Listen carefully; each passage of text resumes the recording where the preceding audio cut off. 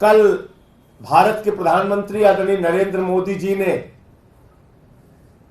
एक इंटरव्यू दिया, काफी विस्तार से इंटरव्यू दिया,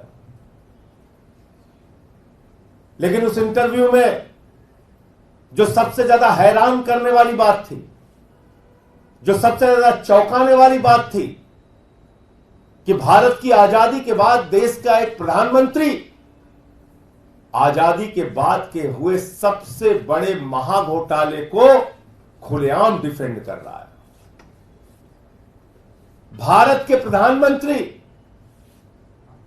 इलेक्टोरल बॉन्ड के द्वारा भारतीय जनता पार्टी के द्वारा ली गई रिश्वत को, इलेक्टोरल बॉन्ड के महाघोटाले को, जिसमें सर से लेकर पांव तक भारतीय जनता पार्टी डूबी हुई है, उस घोटाले और उस भ्रष्टाचार को देश के प्रधानमंत्री डिफेंड कर रहे हैं। देश के प्रधानमंत्री उसके पक्ष में खड़े हो गए हैं। इलेक्टोरल बॉन्ड पे किसने निर्णय दिया?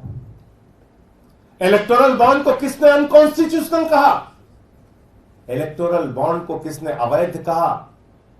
किसी पॉलिटिकल पार्टी में ने नहीं कहा प्रधानमंत्री जी।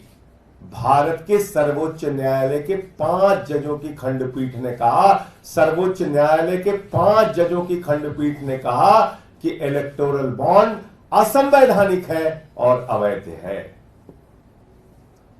आपने सुप्रीम कोर्ट का भी अपमान किया। भारत के प्रधानमंत्री को देश के सुप्रीम कोर्ट से माफी मांगनी चाहिए।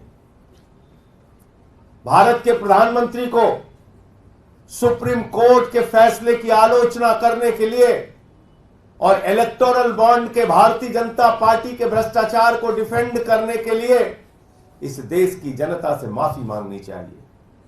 खुलेआम आपकी पार्टी ने रिश्वत लिया। 3 बार आपने प्रयास किया कि एक घोटाला खुलने ना पाए।